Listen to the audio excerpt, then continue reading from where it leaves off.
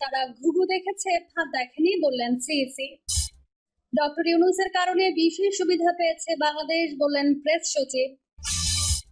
জানাবো, 13 বছরে প্রথমবার ঢাকায় পাকিস্তানের পররাষ্ট্রমন্ত্রী, ঐতিহাসিক বলছে ইসলামাবাদ। এদিকে হঠাৎ গার্মেন্টস কারখানা বন্ধ, তেজগাঁওয়ের রাস্তা অবরোধ শ্রমিকদের। এবং সর্বশেষ জানাবো, ভোটের আগে লুটের অস্ত্র নিয়ে মাথা ব্যথা। এতক্ষণ শুনছিলেন সংবাদ শিরোনাম, এবার বিস্তারিত। তারা ঘুঘু দেখেছে, ফাঁদ দেখেনি, বললেন সিইসি।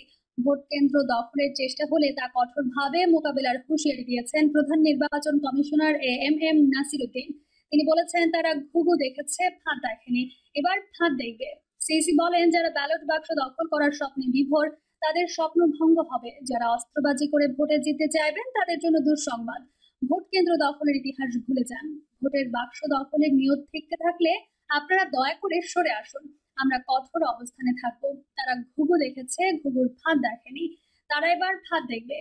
কোনো কেন্দ্রে অনিয়ম হলে পুরো কেন্দ্রের ভোট বাতিল করা হবে, হুঁশিয়ারি দেন সিইসি। দেশের ক্রান্তি লগ্নে তিনি প্রধান নির্বাচন কমিশনারের দায়িত্ব নিয়েছেন জানিয়ে নাসির উদ্দিন বলেন, এই নির্বাচনের উপর নির্ভর করছে দেশ কোন দিকে এগোবে। এই নির্বাচনটি অত্যন্ত গুরুত্বপূর্ণ। নির্বাচন কমিশন একটি সুষ্ঠু, সুন্দর ও গ্রহণযোগ্য নির্বাচনের লক্ষ্যে পুরো দমে প্রস্তুতি নিচ্ছে বলেও জানান সিইসি। নির্বাচনের পদ্ধতি নিয়ে রাজনৈতিক দলগুলোর নানা আলোচনা প্রসঙ্গে সিইসি বলেন, আনুপাতিক পদ্ধতি বা পিআর পদ্ধতিতে নির্বাচন সংবিধানে নেই। সংবিধানের বাইরে আমরা যেতে পারি না। এটা নিয়ে রাজনৈতিক দলগুলোর তর্ক বিতর্ক চলছে, আমি এর মধ্যে ঢুকতে চাই না।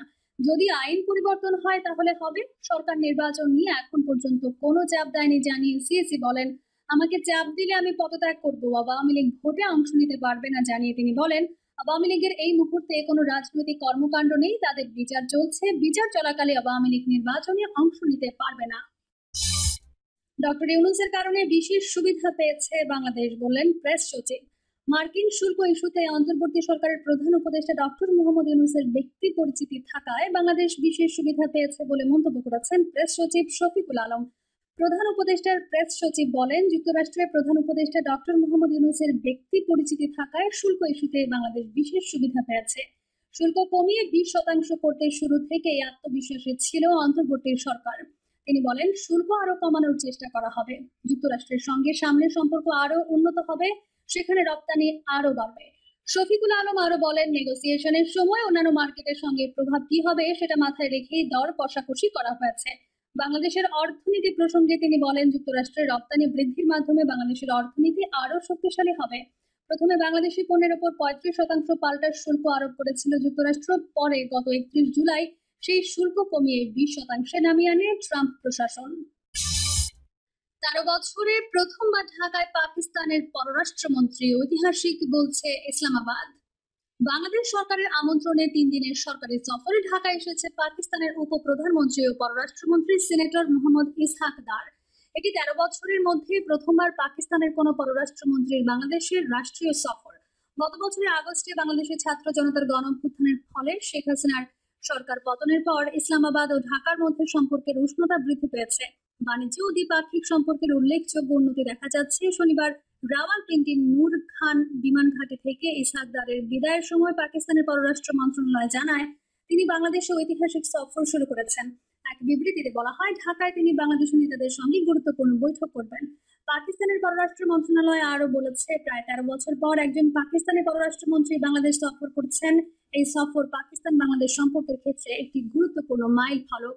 2012 সালের নভেম্বরের শেষবারের মতো কোনো পররাষ্ট্রমন্ত্রী ঢাকায় সরকারি সফরে এসেছিলেন। সে সময় হিনা রব্বানী খার 6 ঘন্টার জন্য বাংলাদেশ সফর করেছিলেন। তিনি ইসলামাবাদে এক শীর্ষ সম্মেলনে যোগ দিতে তৎকালীন প্রধানমন্ত্রী শেখ হাসিনাকে আনুষ্ঠানিকভাবে আমন্ত্রণ জানিয়েছিলেন। পাকিস্তানের পররাষ্ট্র মন্ত্রণালয়ের বিবৃতি অনুসারে সফরকালে ইসহাক প্রধান উপদেষ্টা ডক্টর মোহাম্মদ ইউনূস এবং পররাষ্ট্র বিষয়ক উপদেষ্টা তৌহিদ হোসেন সহ বিভিন্ন বাংলাদেশি নেতার সঙ্গে গুরুত্বপূর্ণ বৈঠক করবেন। এতে বলা হয়, বৈঠকগুলোতে দ্বিপাক্ষিক সম্পর্কের সম্পূর্ণ পরিসর এবং বেশ কয়েকটি আঞ্চলিক ও আন্তর্জাতিক বিষয় নিয়ে আলোচনা করা হবে। এদিকে বাংলাদেশের পররাষ্ট্র মন্ত্রণালয়ের একজন ঊর্ধ্বতন কর্মকর্তা বার্সোসকে জানিয়েছে, এই সফরে বাণিজ্য, সংস্কৃতি, গণমাধ্যম প্রশিক্ষণ এবং ভ্রমণের ক্ষেত্রে দ্বিপাক্ষিক সম্পর্ক জোরদার করার জন্য 4 থেকে 5টি সমঝোতা স্মারক সই হবে বলে আশা করা হচ্ছে। গত এপ্রিল মাসে পাকিস্তানের পররাষ্ট্র সচিব আমনা বালুচের ঢাকা সফরের মাধ্যমে 15 বছর পর দুই দেশের কূটনৈতিক সম্পর্ক পুনরুজ্জীবিত হয়। গত মাসে দেশটির স্বরাষ্ট্রমন্ত্রী ঢাকা সফর করেন। এরপর পাকিস্তান ও বাংলাদেশ কূটনৈতিক এবং সরকারি পাসপোর্টধারীদের ভিসা মুক্ত প্রবেশাধিকার প্রদানে সম্মত হয়। হঠাৎ গার্মেন্টস কারখানা বন্ধ, তেজগাঁওয়ের রাস্তা অবরোধ শ্রমিকদের। রাজধানীর তেজগাঁও শিল্পাঞ্চলে হঠাৎ করে একটি গার্মেন্টস কারখানা বন্ধ করে দেওয়ায় ক্ষুব্ধ শ্রমিকরা রাস্তায় নেমে বিক্ষোভ করেছেন।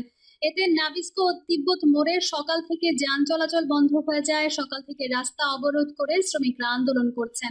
এ বিষয়ে ডিএমপির তেজগাঁও শিল্পাঞ্চল থানার ভারপ্রাপ্ত কর্মকর্তা আসলাম হোসেন বলেন, পশ নামে একটি গার্মেন্টস কারখানা কোনো ধরনের আগাম নোটিশ ছাড়াই গত পরশু বন্ধ করে দেওয়া হয়।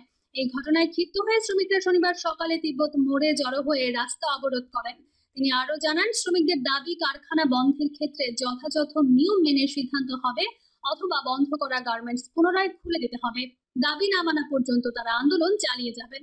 এদিকে ডিএমপির গুলশান ট্রাফিক বিভাগের ফেসবুক পেজে এক পোস্টে বলা হয়, আসসালামু আলাইকুম সম্মানিত নাগরিক, আপনাদের সবার অবগতির জন্য জানানো যাচ্ছে, তেজগাঁওয়ের নাবিস্কো পয়েন্টে গার্মেন্টসের কর্মীরা রাস্তায় উভয় পাশ বন্ধ করে আন্দোলন করছেন, যার ফলে মহাখালী তেজগাঁও রুটে ইনকামিং এবং আউটগোয়িং উভয় দিকে যানবাহন চলাচল বন্ধ রয়েছে। ঘটনাস্থলে থানার পুলিশ নিয়োজিত রয়েছে। নিম্নোক্ত ডাইভারশন ব্যবহার করার জন্য অনুরোধ জানানো হলো।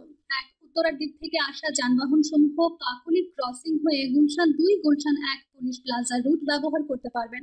এছাড়া আমতলী পার হয়ে জাহাঙ্গীর গেটমুখী রাস্তা ব্যবহার করে তেজগাঁও যাওয়া যাবে। 2, আমতলী হয়ে গুলশান 1 হয়ে পুলিশ প্লাজা রুট ব্যবহার করা যাবে। 3, উত্তরা থেকে তেজগাঁওগামী যানবাহন ফ্লাইওভার ব্রিজ ব্যবহার করতে পারবে। 4, মহাখালী থেকে বনানী বা গুলশান উত্তরাগামী রুটে আউটগোয়িং এ যান চলাচল করা হচ্ছে। ভোটের আগে লুটের অস্ত্র নিয়ে মাথা ব্যথা। গত বছর 5 আগস্টের পর পুলিশের লুণ্ঠিত বিপুল সংখ্যক অস্ত্র ও গোলাবারুদ এখনো উদ্ধার হয়নি। সবশেষ হিসাব বলছে এখনো 1363টি আগ্নেয়াস্ত্র ও 2,57,720 রাউন্ড গোলাবারুদ বেহাত অবস্থায় রয়েছে। জাতীয় সংসদ নির্বাচন সামনে রেখে এসব অস্ত্র ব্যবহার করে বিশৃঙ্খলা সৃষ্টির আশঙ্কা করছেন আইন শৃঙ্খলা রক্ষাকারী বাহিনীর সদস্যরা। অস্ত্র উদ্ধারে সহায়তা করতে তথ্যদাতাদের পুরস্কার দেওয়ার ঘোষণা দিয়েছে সরকার, যদিও তা এখনো কার্যকর ফল বয়ে আনেনি।